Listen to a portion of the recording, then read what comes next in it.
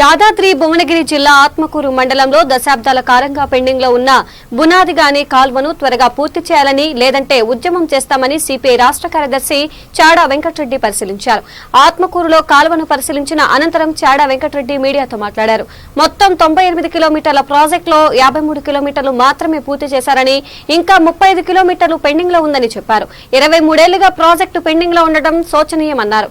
కేవలం 98 కిలోమీటర్ల బునాదిగాని కాల్వ ప్రాజెక్టు పూర్తి చేయడానికి 23 ఏళ్లు పట్టడం చూస్తే అసలు మనం ఏ దేశంలో ఉన్నామని ప్రశ్నించారు. కేవలం 95 కోట్ల రూపాయల నిధులతో పూర్తి చేయాల్సిన ప్రాజెక్టును ప్రభుత్వాలు మారుతున్న కొద్దీ కాల్వ ప్రాజెక్టు పనులు రీడిజైనింగ్ పేరుతో మార్పులు చేర్పులతో జాప్యం చేయడం, దానికి అనుగుణంగా మెటీరియల్స్ ఖర్చులు పెరగడం జరుగుతుందని అన్నారు. త్వరలో ప్రభుత్వం బునాదిగాని కాల్వను పూర్తి చేయకుంటే రైతులతో కలుపుకొని పెద్ద ఎత్తున ఉద్యమిస్తామని హెచ్చరించారు. బునియాదిగాని కాలువను వెంటనే జిల్లాలి భారత కమ్యూనిస్టు పార్టీ అందించాలి. ఆత్మకూరు రైతులకు బునియాదిగాల ద్వారా సాగునీరును అందించాలి. బునియాదిగాని కాలువ ద్వారా సాగునీరును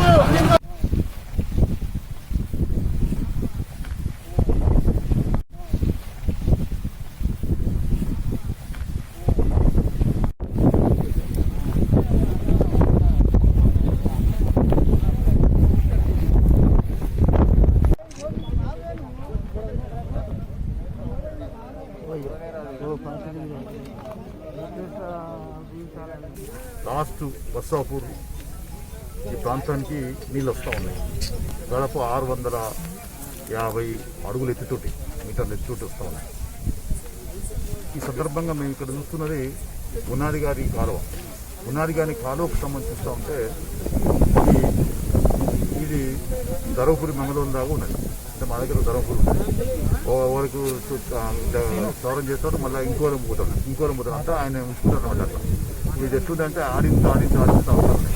బునాదిగాని కాలువ అంటే ఈ కాలువ బడ్జెట్ ఎంత అంటే ఇది కేవలం మరి 95 కోట్లు.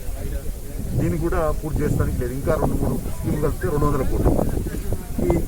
ఈ బునాదిగాని కాలువకు ఇన్ని సంవత్సరాలు ఉంటుంది. ఇది ఎక్కడ ఏమన్నా మనం ఎక్కడున్నాం, ఏ దేశంలో ఉన్నామని అడుగుతున్నాం. తర్వాత రెండవది ఏంటంటే ఇప్పుడు ఇక్కడ చూస్తూ ఉంటే ఇక్కడ మొత్తం 95 కిలోమీటర్ల పొడుగు ఉంటుంది. అంతేనా? 98 కిలోమీటర్ల పొడుగు ఉంటుంది. ఇప్పటి వరకు అయింది 55 కిలోమీటర్లు అయింది. మిగతా అట్లా పెండింగ్ ఉన్నది. కాబట్టి ఇది ఇట్లా పెండింగ్ ఉంటే అసలు ఒకవైపున కాస్ట్ పెరుగుతుంది. రోజుకు పెండింగ్ పెట్టినా కొద్దీ స్టీలు, సిమెంట్ అన్నీ పెరుగుతాయి.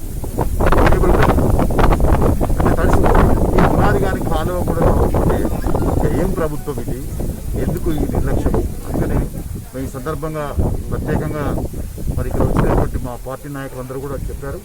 తర్వాత ఇక్కడ ఇంజనీర్లు కూడా ఈ గారు, డిఈ గారు, మిగతా ఏఈ గారు కూడా వచ్చారు. వాళ్ళతో కూడా మాట్లాడిన మీదట అర్థమైంది ఏంటంటే